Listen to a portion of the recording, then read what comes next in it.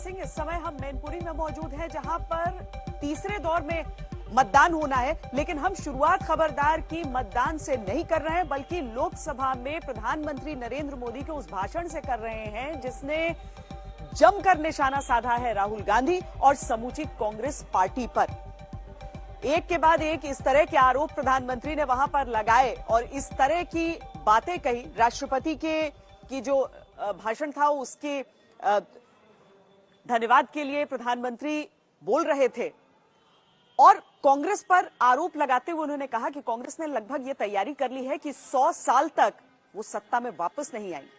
उन्होंने विभाजनकारी नीतियों को निशाने पर लिया और कहा कि कांग्रेस जो है वो टुकड़े टुकड़े गैंग की लीडर है। प्रधानमंत्री की इन बातों पर जाहिर है हंगामा होना था। उस समय भी जब वो बोल रहे थे उस समय भी हंगामा हो रहा था। प्रधानमंत्री कुछ देर के लिए बैठे, लेकिन जैसे ही कांग्रेस को ऐसा लगा कि वो उन्हें चुप कराने में कामयाब हो गई है, प्रधानमंत्री फिर उठे और उन्होंने आगे बोला और फिर बरसे कांग्रेस पर।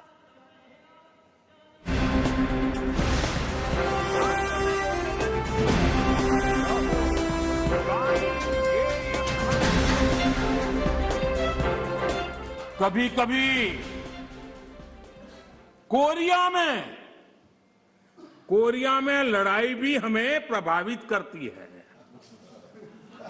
इसके चलते वस्तुओं की कीमतें बढ़ जाती है। इति नेहरू जी, भारत के पहले प्रधानमंत्री।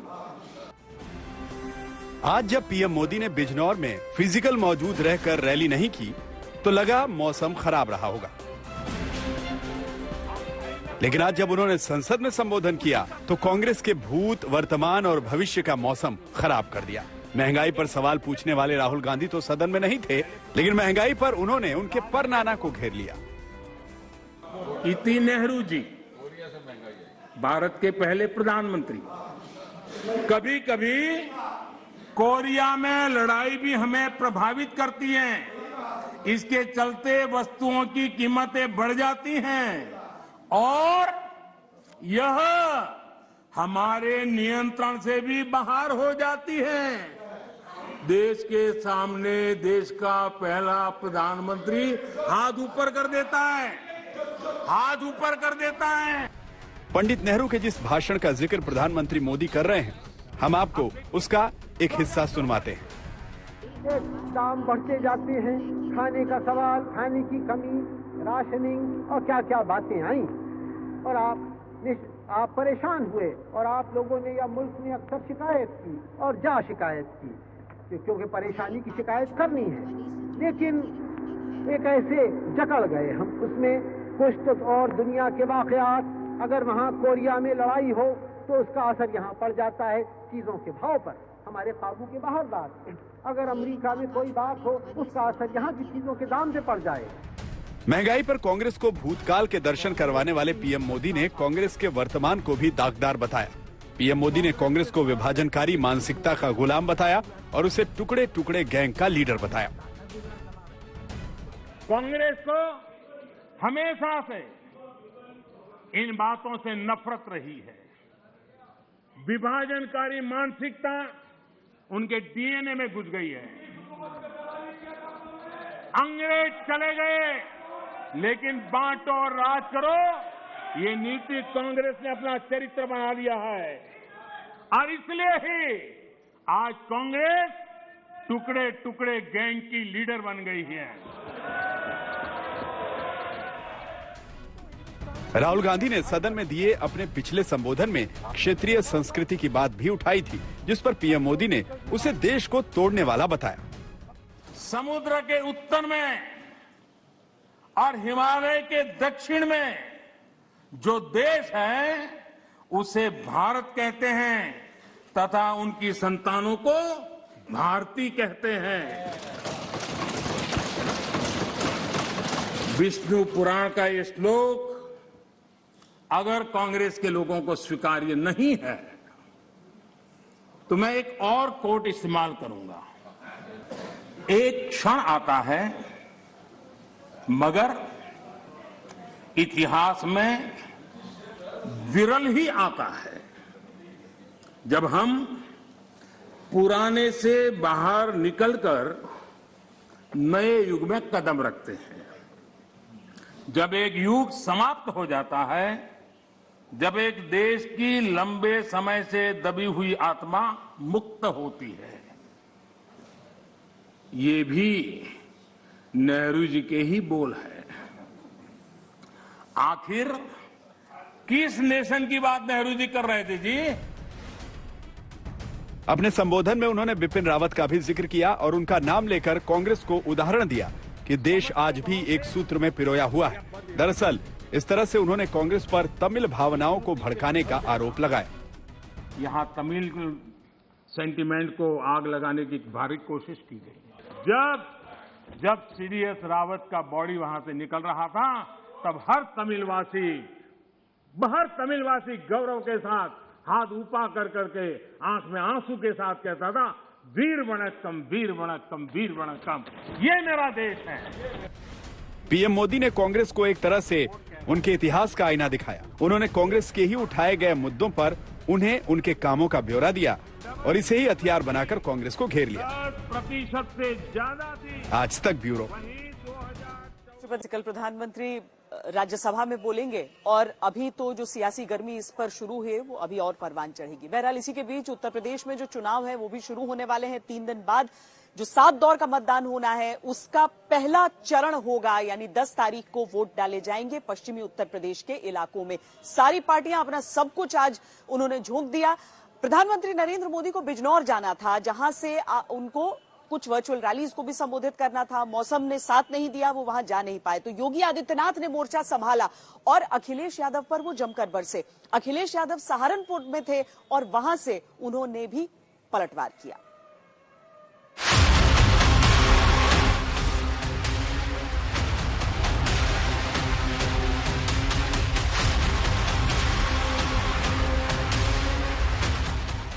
पश्चिमी यूपी का महासंग्राम 10 फरवरी को है।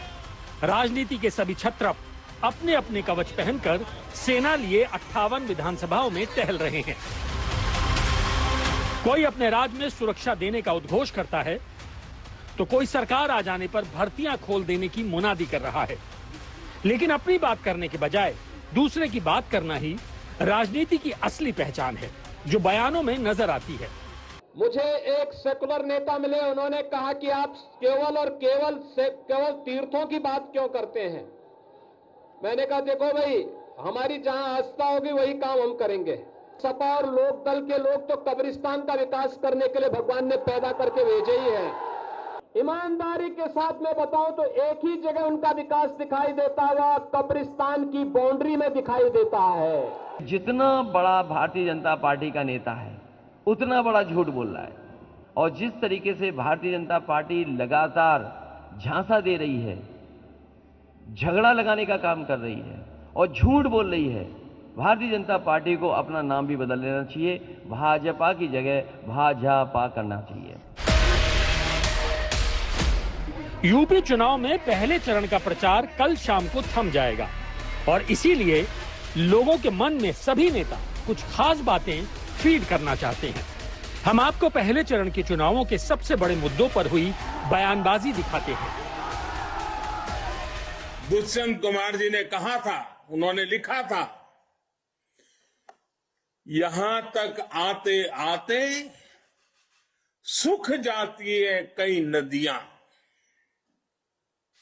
मुझे मालूम है पानी कहां ठहरा हुआ होगा।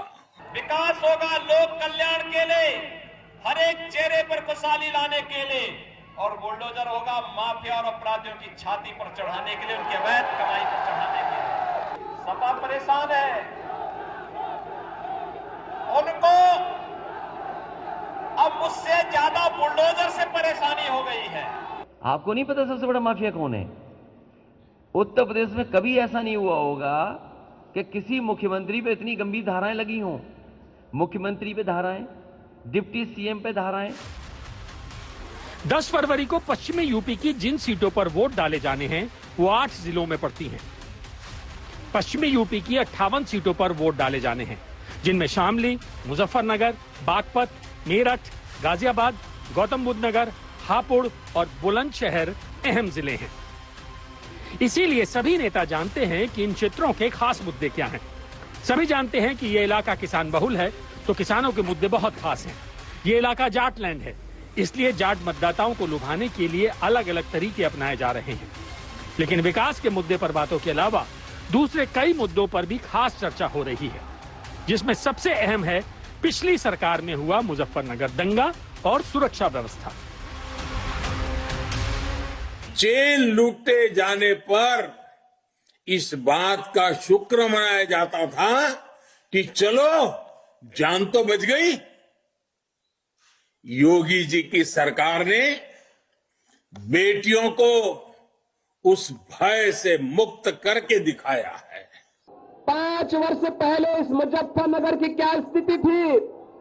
न बेटी सुरक्षित थी, न माताएं सुरक्षित थी।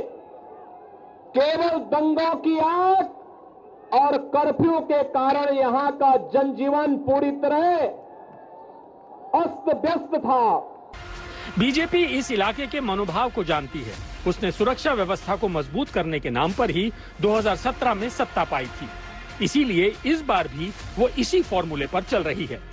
अगर हम 2017 की बात करें तो जिन 58 सीटों पर पहले चरण में वोट पड़ेंगे, उनमें से 53 सीटों पर पिछली बार बीजेपी ने जीत दर्ज की थी।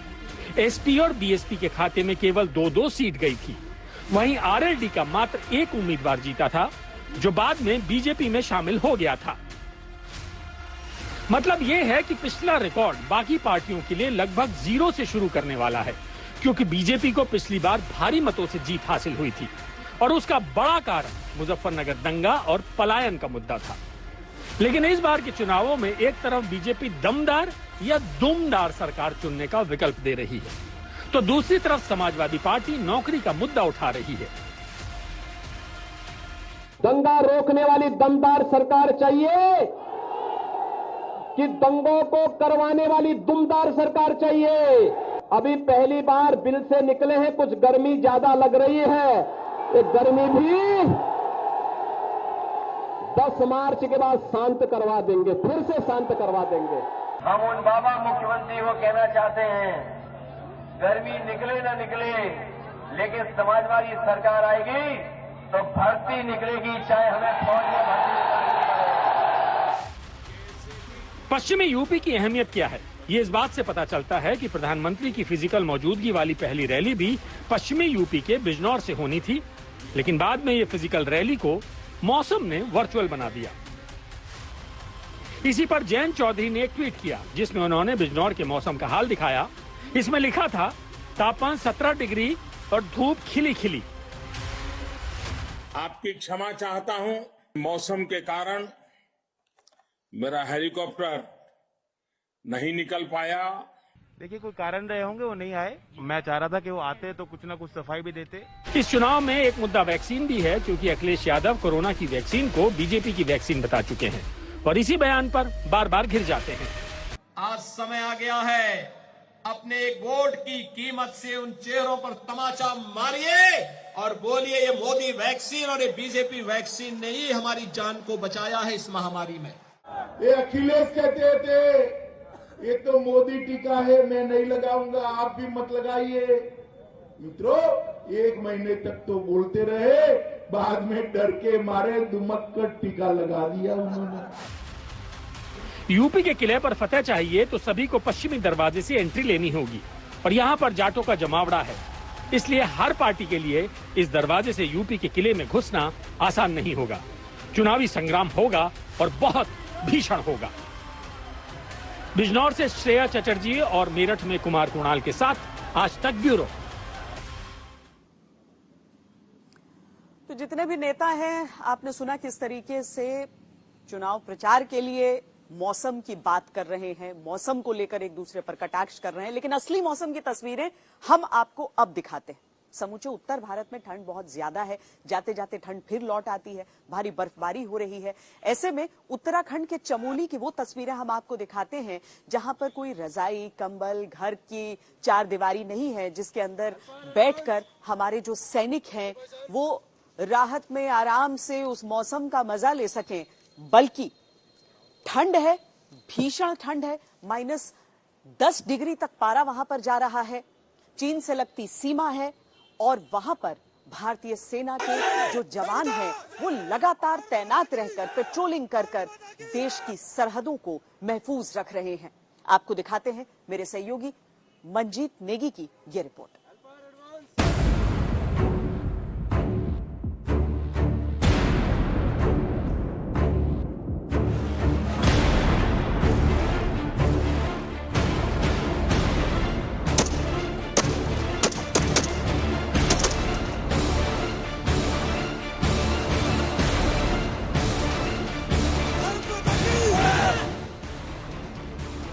-10 डिग्री सेल्सियस तापमान वाली भीषण ठंड,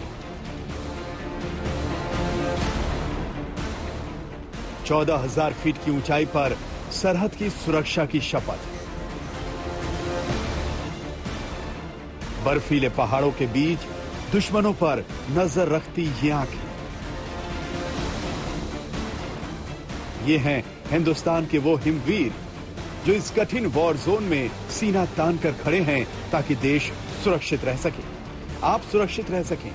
उत्तराखंड की सीमा पर चीन की हरकतों पर नजर रखने के लिए भारतीय सेना ने चाक चौबंद इंतजाम किए हैं। ये ऐसा इलाका है जहां इस मौसम में सड़क पर चलना जान जोखिम में डालने वाली चुनौती है। एक तरफ इन बर्फीले पहाड़ों से गिरती बर्फ और दूसरी तरफ ये गहरी खाई। अगर जरा सा भी बैलेंस गड़बड़ हुआ तो जिंदगी खतरे में।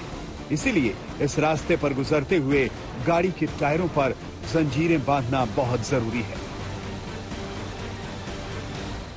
लद्दाख में चीनी सेना के साथ तनाव के बीच भारतीय सेना लद्दाख से लेकर हिमाचल, उत्तराखंड और अरुणाचल तक पूरी तरह से मुस्तैद है। आज हम आपको उत्तराखंड में भारतीय सेना की मुस्तैदी दिखाएंगे।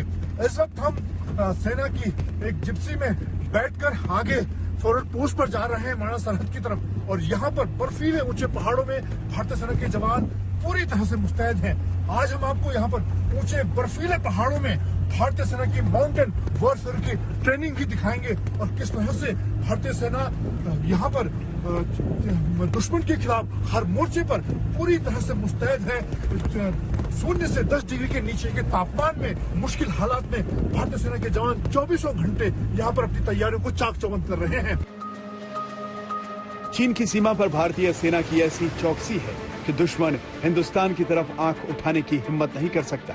फिर चाहे बात लद्दाख से लेकर हिमाचल तक की हो या फिर अरुणाचल से उत्तराखंड की सीमाओं तक, सेना ने हर चुनौती का सामना करने के लिए पुख्ता इंतजाम किए हैं।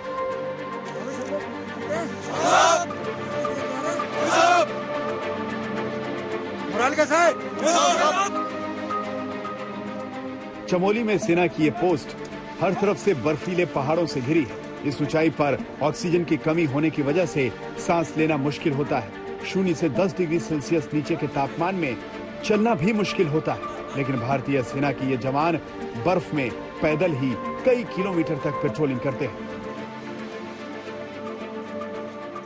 लद्दाख में चीनी सेना के साथ तनाव के बीच भारतीय सेना लद्दाख से लेकर हिमाचल, उत्तराखंड और अरुणाचल तक पूरी तरह से मुस्तैद है। इस वक्त हम चमोली सरहद पर 10,000 फीट की ऊंचाई पर आपको भारतीय सेना की मुस्तैदी दिखा रहे हैं, जहां पर खासतौर से माउंटेन वॉरफेयर के लिए भारतीय सेना अपनी तैयारियों को चाक चौबंद कर रही है। 5 से 6 फीट बर्फ के अंदर स्कीइंग के तमाम आधुनिक उपकरणों के साथ, आधुनिक हथियारों के साथ, बेटर लोड के साथ ये जवान एक 14,000 फीट की ऊंचाई पर पेट्रोल के निकले हैं और बर्फबारी और भारी बर्फ इस वक्त इस इलाके में पड़ी हुई है। फॉरवर्ड पोस्ट का इलाका है चमोली सरहद का, और यहाँ पर 14,000 फीट तक पहुंचने का इनका मिशन है। और यहाँ पर अगर हम बात करें इस इलाके में चमोली सरहद पर माना सरहद की बात करें तो यहाँ पर कई ऐसी फॉरवर्ड पोस्ट है जहाँ पर 5 से 6 किलोमीटर इस तरह की पेट्रोलिंग को भारतीय सेना लगातार अंजाम देती है। बर्फीले पहाड़ों पर कई बार दुश्मन ऐसी जगहों पर घुसपैठ की कोशिश करता है जहां पैदल रास्तों से जाना नामुमकिन है। ऐसे में सिर्फ हेलीकॉप्टर की मदद से ही जवानों को दुर्गम इलाकों में ले जाया जाता है। चमोली बॉर्डर पर हेलीकॉप्टर से होने वाले ऑपरेशन के लिए सेना ने अभ्यास का खास तरीका अपनाया है। यहाँ एक ऊंचे टावर से जवानों को हेलीकॉप्टर वाले ऑपरेशन का अभ्यास कराया जा रहा है।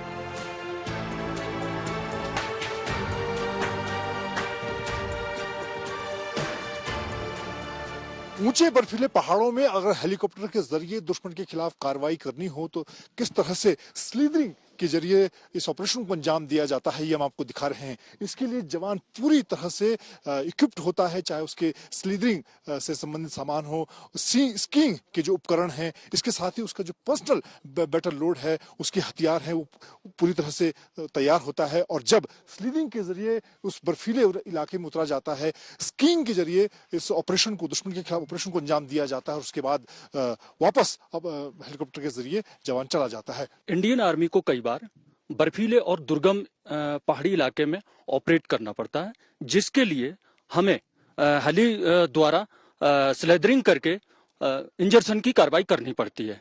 इसके दौरान हम अपना पूरा बैटल लोड लेकर के और सिक्की लेकर के हम हेली से स्लेदरिंग कर दें। सिक्की का जो रोल है वो बर्फीले पहाड़ में आसानी से चलने के लिए इस्तेमाल किया जाता है।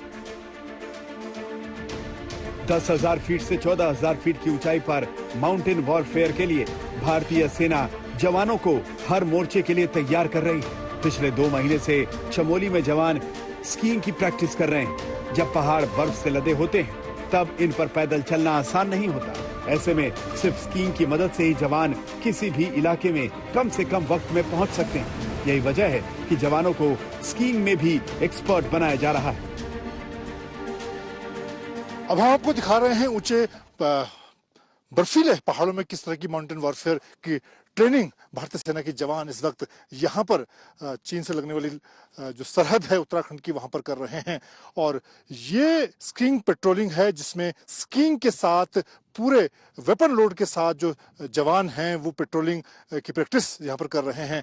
और आप देखिए किस तरह से स्कीइंग के साथ हथियार और तमाम अपना जो आर्म लोड है उसके साथ यहाँ पर ये इस पेट्रोलिंग को अंजाम दे रहे हैं। और ये एक नई शुरुआत भारतीय सेना में है, क्योंकि आने वाले दिनों की जो लड़ाई है खासतौर से चीन के खिलाफ, वो ऐसे ऊंचे पहाड़ों में हो सकती है। यहाँ पर जो हमारे इसकी ट्रोपर हैं जो आप देख रहे हैं, ये लोग हाई ऑल्टीट्यूड वहाँ पे स्कूल में ट्रेंड होते हैं। वहाँ से उनको ये स्किल दी होती है तो किसी भी मुश्किल हालत में वो इस स्नोबाउंड एरिया में इसकी के ऊपर पेट्रोल करके दुश्मन के एरिया में जाके वहाँ की एक्टिविटी के पता लगा सकते हैं और अपने को वहाँ से रैपिडली अपनी खबर लेके अपनी सेना को दे सकते हैं। तो ये सबसे ज़्यादा इम्पोर्टेंट हमारे लिए ये हो जाता है। ऊंची चोटी पर पहुंचने के बाद जवानों को निशानेबाजी की प्रैक्टिस भी कराई जा रही है। जवानों का निशाना इतना पक्का है कि कई 100 मीटर दूर मौजूद दुश्मन भी इनकी गोलियों से बच नहीं सकता। दुश्मन चाहे जमीन से हमला करने की सोचे या आसमान से, ये जवान हर मोर्चे पर दुश्मन को धूल चटाने के लिए तैयार है। इन जवानों का फौलाद जैसा ये जज्बा ही देश को हर वक्त दुश्मनों की नजरों से महफूज रखता है। मंजीत नेगी, आज तक।